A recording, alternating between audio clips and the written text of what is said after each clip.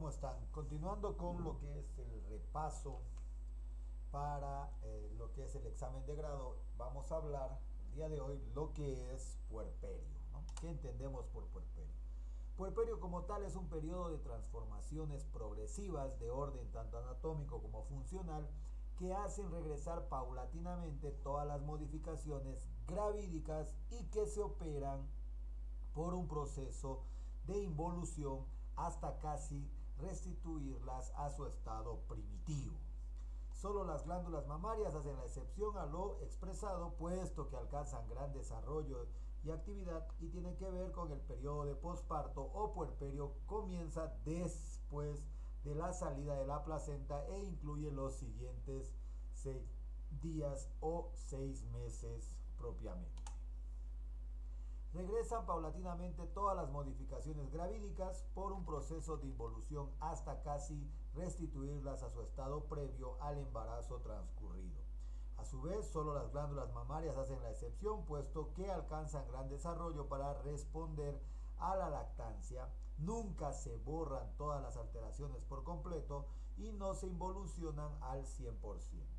Siempre se quedan estigmas somáticos indelebles propiamente. El puerperio como tal se divide en tres: puerperio inmediato, puerperio alejado y puerperio tardío. El puerperio inmediato abarca las primeras 24 horas, transcurre generalmente durante la internación o puerperio mediato, en este caso, y abarca desde las 24 horas hasta los 10 primeros días después del parto. Si hablamos del puerperio alejado, se extiende desde lo que es el día 11 hasta 42 días, fecha considerada clásicamente como la finalización del puerperio. Y luego tenemos el puerperio tardío, que comienza desde los 42 días del parto y se extiende hasta los 364 días cumplidos como tal. Si hablamos de las modificaciones locales, podemos ver que después de la expulsión de su contenido, el útero pesa entre 1200 a 1500 gramos y tiene de 25 a 30 centímetros. La involución uterina se extiende prácticamente hasta la aparición de las primeras menstruaciones, pero en este lapso es tan rápido que a la semana el peso ha disminuido a la mitad. A su vez se observa disminución y desaparición del edema uterino, ensanchamiento y la desaparición de los senos sanguíneos, regresión de los músculos uterinos y regresión del endometrio. El cuello uterino, que se encuentra dilatado, en este caso flácido y congestivo, al primer día recupera su consistencia y alcanza longitud casi normal al tercer día, ¿no? El OCI se cierra a los 12 días y el OCE se cierra más lentamente. A su vez, los genitales externos retoman su aspecto normal con rapidez, las varices valvulares se borran, ¿no? Y casi desaparecen. La vagina recupera su tonicidad y los músculos elevadores recuperan su resistencia propiamente. Si hablamos de las modificaciones generales, podemos ver que también hay pigmentación en la piel de la cara, los senos, el abdomen, y se aclaran lentamente. A su vez, las grietas recientes pierden al cabo de semanas su color rojizo y adquieren el tinte, en este caso, nacarado definitivo.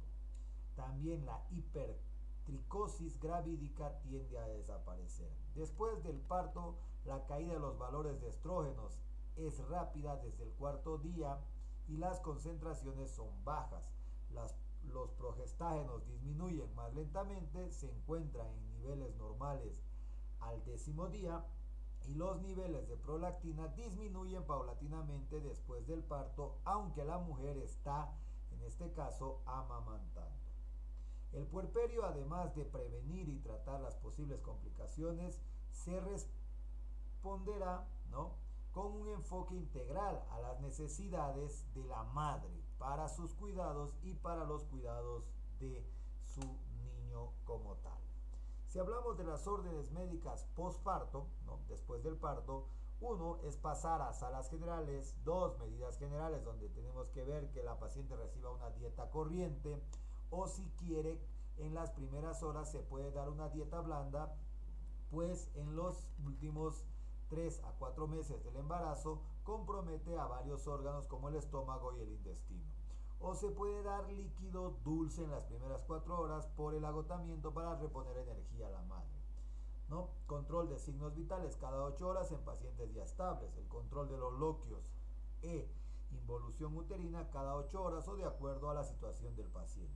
Aseo perineal propiamente y luego la deambulación precoz en las primeras 6 horas postparto o las primeras 12 horas postcesáreas como tal. Si hablamos de los medicamentos, le podemos dar amoxicilina de 1 gramo vía oral cada 8 horas que previene las infecciones por contaminación durante el parto, paracetamol de 500 miligramos vía oral cada 8 horas, para el dolor y el sulfato ferroso de 200 miligramos vía oral cada día para prevenir y corregir anemias. La vitamina A o retinol de 200.000, ¿no? En este caso UI vía oral STAT propiamente. Laboratorios y se hacen los controles propiamente. Si hablamos del puerperio inmediato como tal, abarca, ya sabemos, las primeras 24 horas. En las primeras 2 horas la madre está expuesta en este caso al mayor riesgo de hemorragias y shock. Se debe vigilar el estado de la madre y prestar atención a una posible hemorragia causada por atonía uterina, por retención de restos placentarios o por desgarro cérvico-uterino, vaginales altos. Se debe también estimular el apego precoz y la lactancia lo más antes. Se debe controlar signos vitales, ya sea en este caso el pulso, la frecuencia cardíaca y la presión arterial, el globo de seguridad epinar, el sangrado vaginal y la involución uterina propiamente. En el puerperio inmediato la mujer suele presentar una fascia tranquila, coloreada, en un buen estado general, temperatura y pulso y presión arterial normal, presenta transpiración profusa, abundante, excreción de orina para eliminar el loquio de edema del embarazo. También una pérdida de peso inicial es de 4 a 6 kilogramos. Las paredes abdominales están particularmente flácidas. Por debajo de la piel se notan los músculos adelgazados, diástasis de los rectos y en el primer día el útero, en este caso, se percibe a nivel del ombligo, 12 a 15 centímetros de la sínfisis del pubis.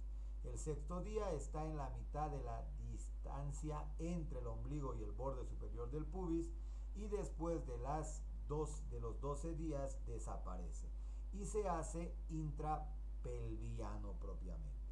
Cuando hay infecciones de involución se detiene. La consistencia es firme y elástica, la palpación debe ser indolora y la involución uterina produce aumento del ácido úrico como tal. En este periodo se puede presentar los entuertos, que son dolores producidos por las contracciones uterinas del puerperio. Se presentan generalmente en las multíparas con intensidad variable y sobre todo durante la lactancia y el comienzo de la succión. La succión permite la liberación de oxitocina y la contracción uterina. Es normal hasta el tercer día y luego si persiste puede indicar retención placentaria propiamente. El ano puede presentar, en este caso, rodete hemorroidal, genitales externos edematosos, escoriaciones, músculos del periné flácidos. Estas alteraciones, en este caso, involucionan más rápidamente que el útero en pocos días. Durante el puerperio también se observa la salida de un líquido por la vulva, en este caso de los loquios, y este está formado por sangre de la herida placentaria y las escoriaciones que se agregan al líquido de exudado de las lesiones, fragmentos que caduca en degeneración de grasa y células de descamación, y se debe estudiar su cantidad, aspecto, composición y olor. Dura aproximadamente 15 días en cantidades de 800 a 1000 gramos en los primeros 5 días y llega a 1500 gramos en el resto del puerperio. En los 3 primeros días es sanguíneo puro y en los días 4 y 10 se mezclan con exudado serono sanguinolento rosado y desde el 11º día disminuye en cantidad y predominio del exudado seroso. Puede persistir hasta que baje el primer periodo. El olor normal o hipoclorito de sodio, los loquios patológicos son turbios, achocolatados y purulentos, y la presencia de sangre más allá de 7 días también se considera patológico. La ausencia de loquios significa su retención.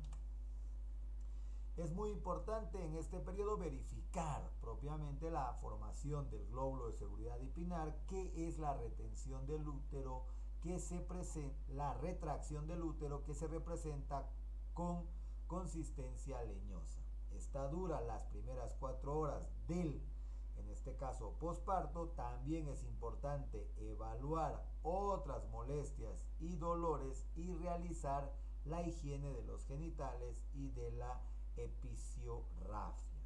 También hay que incentivar la ambulación precoz, activar la circulación, disminuye las éstasis sanguíneas, previene complicaciones venosas, favorece función vesical o intestinal y tonicidad de los músculos abdominales, y la mujer puede presentar molestias como sensación de quemaduras a nivel de la vulva, dolor en cara interna del muslo y escalofríos o palidez propiamente.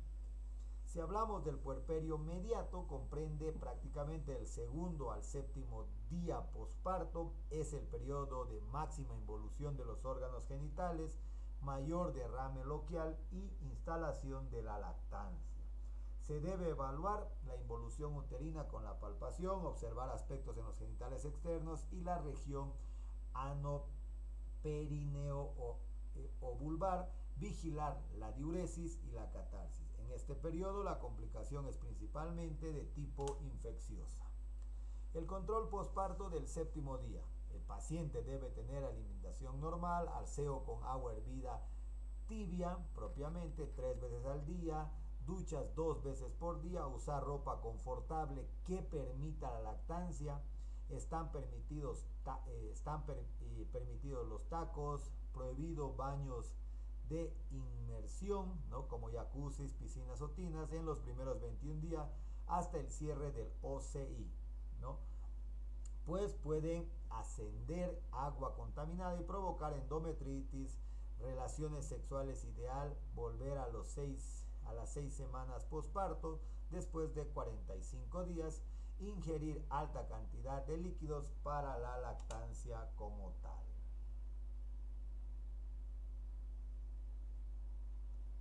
Puerperio alejado comprende de las 11 hasta los 22 días. Al finalizar este periodo se concluye prácticamente la involución genital, se alcanza en términos el estado pregravídico.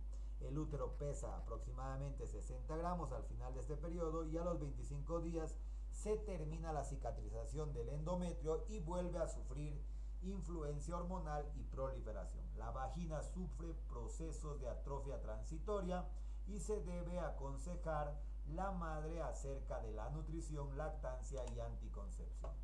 Puerperio patológico son complicaciones o patologías que se presentan en el posparto. Pueden ser de tipo infeccioso, hemorrágico, renal, endocrino, propiamente doloroso o neuropsíquicos. Empezando a hablar prácticamente de los síndromes infecciosos del puerperio, ¿no? Síndromes infecciosos del puerperio, vemos que son un conjunto de lesiones sépticas localizadas o generalizadas cuyo punto de partida, ¿no?, se halla a nivel del aparato genital después del parto. A su vez, se considera que la paciente tiene infección puerperal si presenta fiebre arriba de los 38 grados o más después de las primeras 24 horas. Y si estas persisten al menos 2 días en las primeras semanas del puerperio propiamente.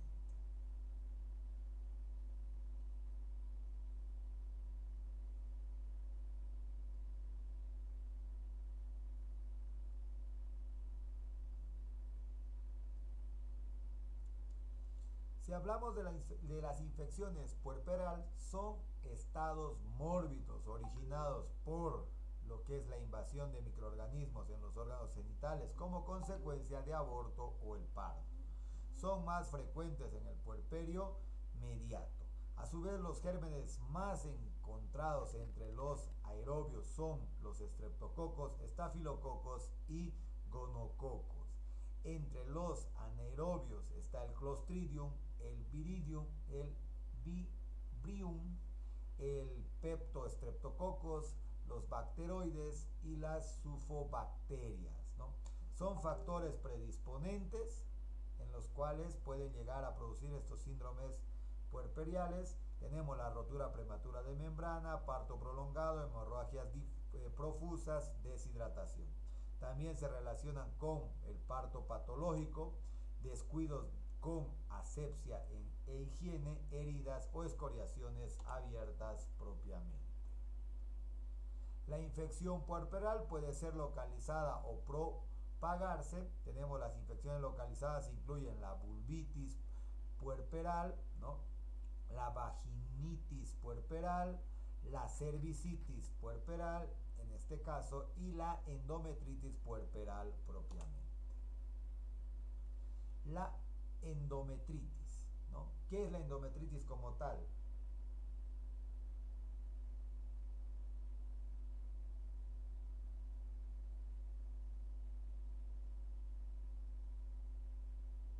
Entonces tenemos la endometritis, que es la inflamación y o irritación del endometrio. Es una infección puerperal más común, es la infección puerperal más común. Los síntomas surgen del segundo al quinto día del puerperio, aparecen más frecuentemente en mujeres a las que no se practica cesárea, tiene una aparición a las 24 a 48 horas tras el alumbramiento, hay dolor, tumefacción en el útero, olor pútrido o loquios purulentos, malestar, fatiga, taquicardia, hay un aumento de la temperatura y el tratamiento prácticamente es con antibióticos por vía parenteral, ¿no? Antipiréticos, se suele poner oxitóxicos para drenaje de los loquios propiamente, mantener a la paciente en Fowler para el drenaje de los loquios y el tratamiento también del dolor. En este caso.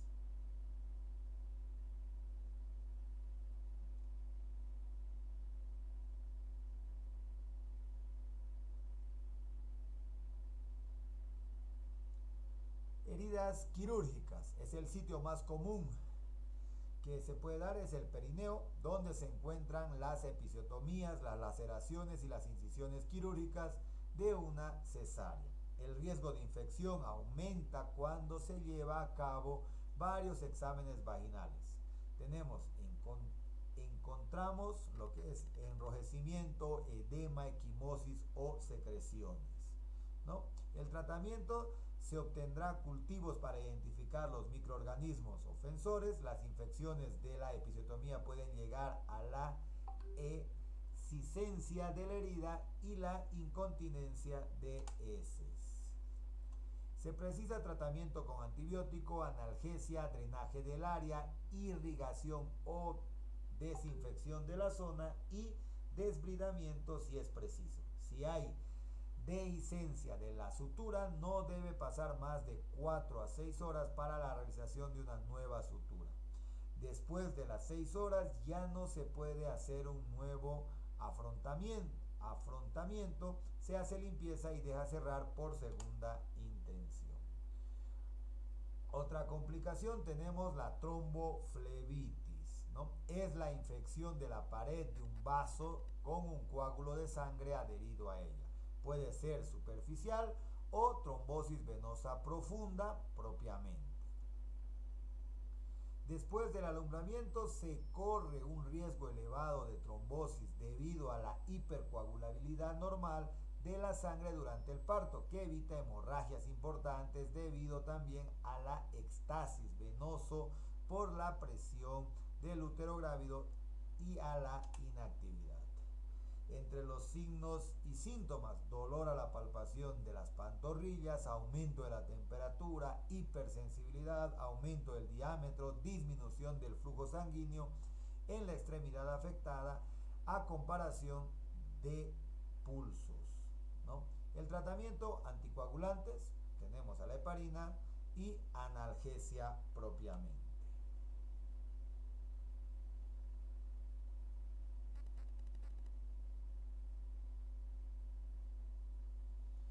Los abscesos pélvicos pueden generar fiebre vespertina en pacientes con antibiótico-terapia y con masa pélvica evidente a la palpación abdominal, examen bimanual o ecografía. El tratamiento es quirúrgico con vaciamiento total del absceso.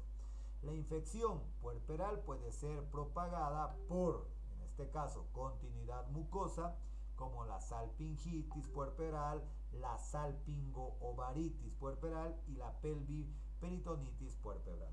Si es por vía linfática, metritis puerperal, parametritis puerperal y la peritonitis puerperal. Si es por vía hemática, tenemos la tromboflebitis séptica puerperal, la tromboflebitis embólica o supurada y la septicemia puerperal. También se puede presentar infecciones mamarias, ¿no?, purulentas a nivel de las grietas o fisuras del pezón, o entonces una mastitis puerperal propiamente. Si hablamos de las mastitis, ya sabemos que son infecciones prácticamente de las mamas que se presentan 2 o 3 semanas después del parto, aunque también pueden presentarse a partir de la primera semana. Es transmitida por el bebé mediante la leche materna. Los factores que influyen son extasis lácteas, traumatismo del pezón, técnica equivocada para amamantar, la paciente se queja de dolor o sensibilidad de una masa dura localizada y enrojecida casi siempre en un solo seno. Prácticamente la infección va acompañada de fiebre, escalofríos, malestar general y si no se trata adecuadamente puede dar lugar a un absceso. El tratamiento es de antibióticos, ¿no?, propiamente, drenaje quirúrgico si precisa, analgesia, usar sostén ajustado para proporcionar un buen soporte, hielo para aliviar las molestias, calor para ayudar a la circulación.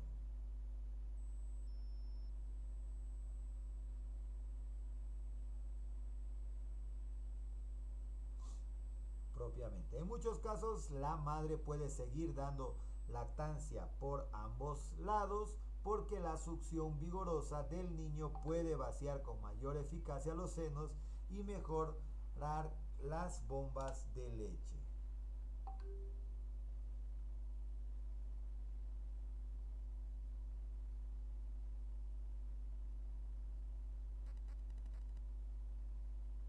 Síndrome hemorrágicos del puerperio. Las hemorragias es la principal causa de mortalidad materna, se presenta sobre todo en el puerperio inmediato y estas pueden ser precoz o tardía, ¿no? Las principales causas de hemorragia tenemos a la atonía uterina, la hipotomía uterina, restos corionoplacentarios, rotura uterina, inversión uterina, desgarros, discrasias sanguíneas propiamente. El cuerpo responde a la hipovolemia aumentando la frecuencia cardíaca y la frecuencia respiratoria. La disminución del volumen de sangre hace que la piel y las membranas mucosas palidezcan, ¿no?, y se enfríen y humedezcan. A medida que también la pérdida de sangre se reduce, el flujo cerebral y el paciente se muestra inquieta, confusa, ansiosa y letárgica. Las causas que causan el 90% por hipotonía uterina, el 10% por laceración en el trayecto. Luego tenemos lo que son las hemorragias. Tenemos la hemorragia precoz que ocurre en las primeras 24 horas y se produce sobre todo por atonía uterina, pero también puede deberse a una retención de restos placentarios, lesión de las partes blandas, desgarro cervical y a defectos de la coagulación.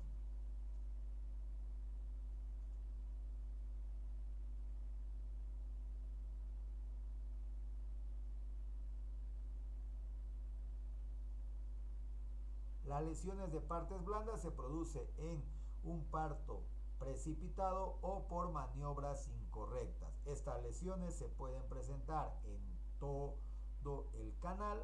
Se confirman diagnósticos con el examen directo de la lesión.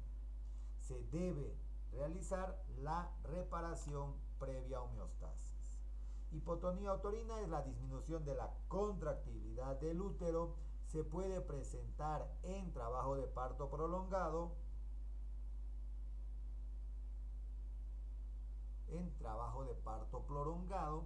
¿no? Retención de restos placentarios, anestesia general, útero sobredistendido, infección uterina anteparto. El tratamiento se realiza con masajes uterinos a través de la pared abdominal y la administración de oxitocina.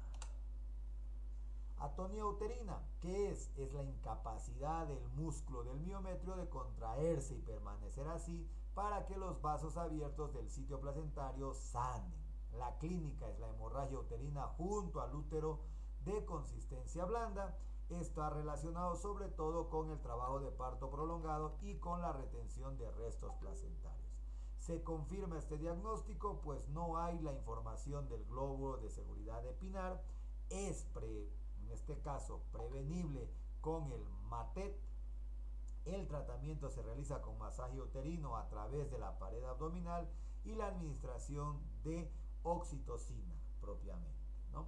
Si se fracasa, se debe realizar la esterectomía, administración de líquidos intravenosos para mantener el volumen circulante, proporcionar oxígeno para aumentar la saturación, valoración de la misma e introducir catéter Foley para valorar el funcionamiento renal. Si hablamos de la maniobra de Hamilton, ¿no? Tenemos que se realiza una mano en puño con compresas y la otra sobre el abdomen. Se hace presión con ambas manos por 10 minutos, presionando el útero hasta que se forme coágulo en la arteria uterina como tal. La retención de placenta, membranas ovulares puede ser total o parcial. Es total cuando hay una insuficiencia de la contractibilidad uterina o cuando las contracciones están perturbadas. Se debe efectuar el alumbramiento manual, masaje uterino y oxitocina. También puede ser total cuando hay distosia anatómica por una adherencia normal de la placenta o placenta acreta. Puede haber retención de cotiledones placentarios debido a maniobras intempestivas durante el alumbramiento, y estos fragmentos pueden, en este caso, desprender y expulsarse espontáneamente causando hemorragias. Puede desintegrarse ocasionando infecciones o se organizan en el útero formando pólipos. El tratamiento consiste en extracción de cotiledón retenido por legrado instrumental.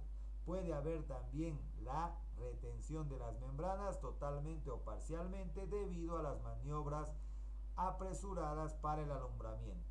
Pueden liberarse después junto con los loquios, ocasionar hemorragias o infecciones. Tratamiento con oxitocina y antibióticos. Es necesario realizar un legrado.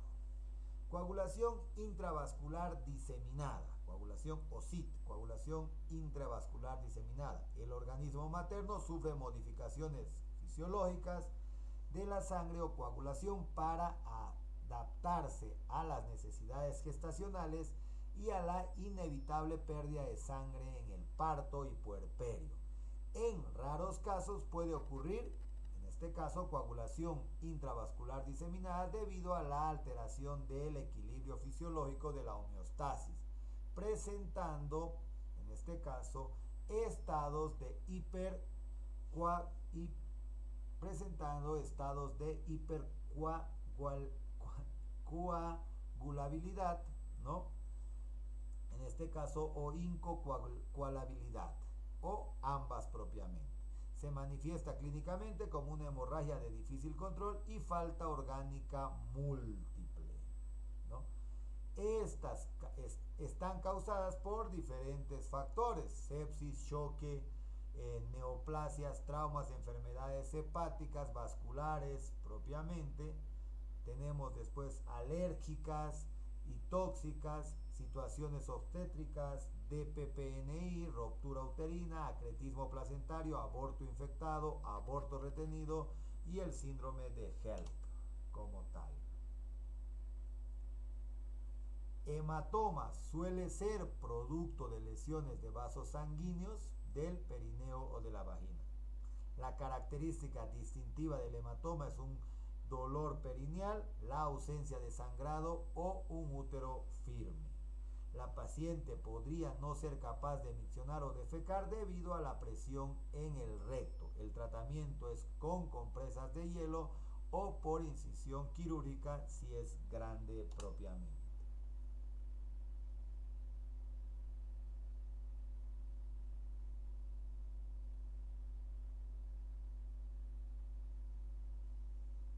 Desgarros por traumatismo o laceraciones. Los traumatismos incluyen laceraciones vaginales, perinales o cervicales y todas deben ser suturadas de inmediato. Las grandes ocurren siempre en partos difíciles o precipitados, en primigrávidas con niños grandes o en partos instrumentados.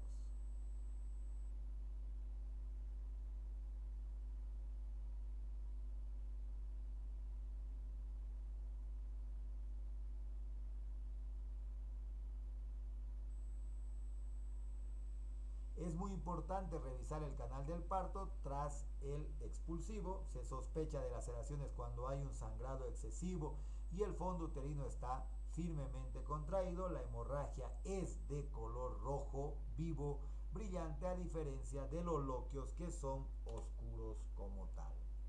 Desgarro prácticamente del cuello del útero, ¿no? Se produce como consecuencia del pasaje de la cabeza fetal por el cuello aún no dilatado totalmente o a causa de los pujos prematuros en los partos espontáneos.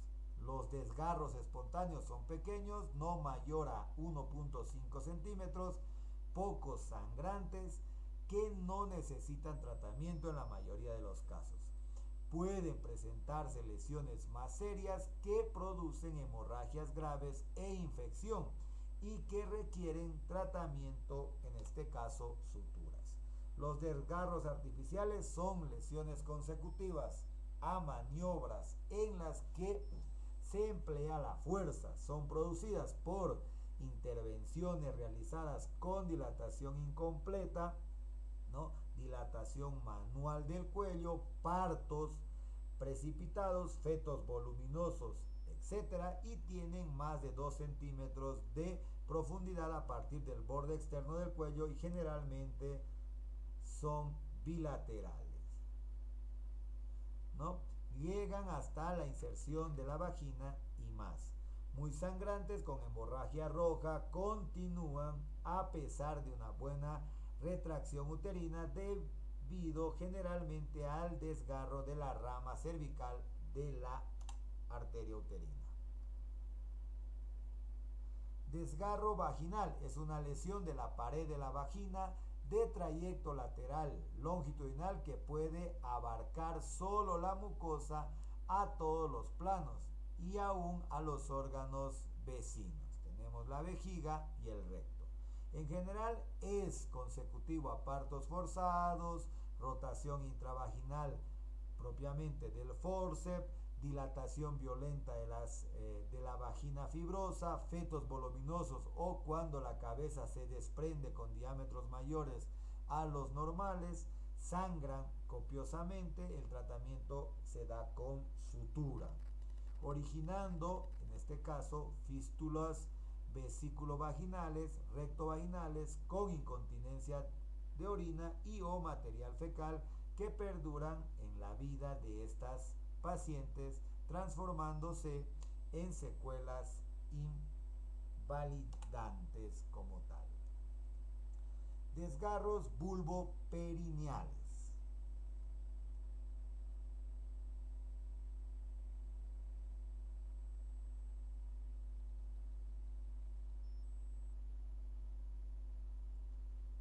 Desgarros vulvoperineales están en relación directa con la sobredistensión del periné sometido a presión ejercidas por la cabeza, hombros fetales, instrumentos o manos del obstetra, tejidos fibrosos, cicatrices anteriores propiamente.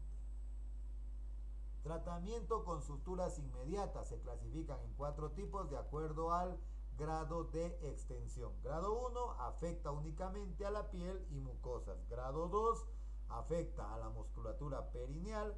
Grado 3 incluye el esfínter del ano. Grado 4 o complicado toma la pared del recto propiamente.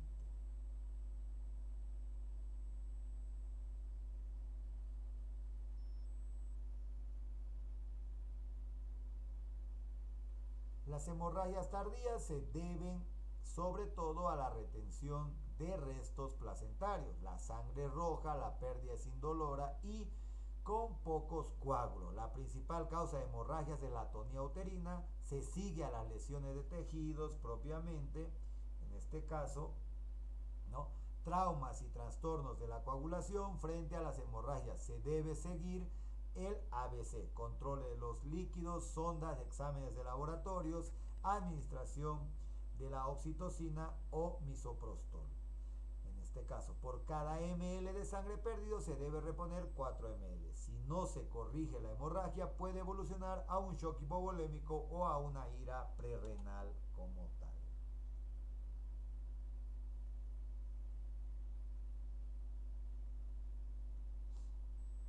Prolapso uterino es la distensión excesiva de los ligamentos de sostén del útero y es el origen del prolapso. Algunas con exteriorización del cuello uterino fuera de la vulva que constituyen, en este caso, verdaderas secuelas invalidantes alejadas propiamente. El tratamiento se impone la sutura inmediatamente al alumbramiento, puesto que la herida no está aún contaminada, es convenientemente revisar el cuello y la vagina antes de suturar el periné propiamente.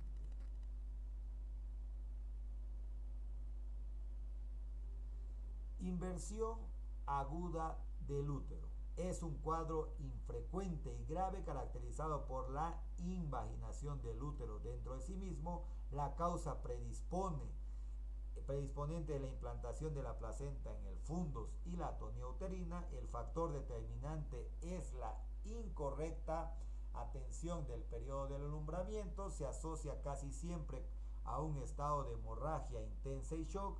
A la palpación se observa ausencia del útero. Tenemos que ver que el tratamiento es incorrectivo. Primero se debe prevenir el shock, en este caso prevenir el shock, intentar la corrección por vía vaginal y si no es posible por vía abdominal como tal.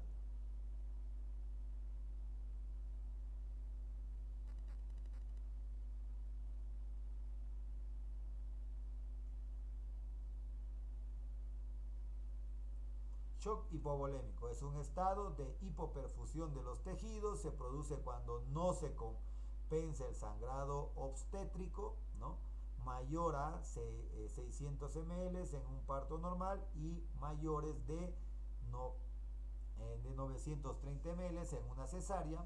Prácticamente las hemorragias reducen la presión y la perfusión sistémica y el retorno venoso provocando la reducción del débito cardíaco. La clínica depende de la intensidad de la pérdida volémica y otras complicaciones asociadas. Suele presentarse taquicardia, hipotensión, palidez, frialdad, respiración corta, disnea, hiperventilación, sed, oliguria, anuria, en este caso, ansiedad, confusión mental, delirio, inquietud, reducción a nivel de la conciencia. El tratamiento consiste en oxigenar, restablecer el volumen circulatorio, drogas responsables de las causas, ¿no? Resolver las causas. El shock no tratado puede complicarse con una falla orgánica y una ira prerrenal como tal. Síndromes endocrinos del puerperio. Tenemos el síndrome de Chiari-Fommel, cuadro caracterizado por atrofia uterovárica, posparto, amenorrea, galactorrea. Afecta especialmente a primíparas. El síndrome de Sheehan es un fallo hipofisario de más baja frecuencia, es provocado por una hemorragia grave del parto o el posparto inmediato. Se caracteriza por una insuficiencia posparto de la hipófisis anterior en grado variable.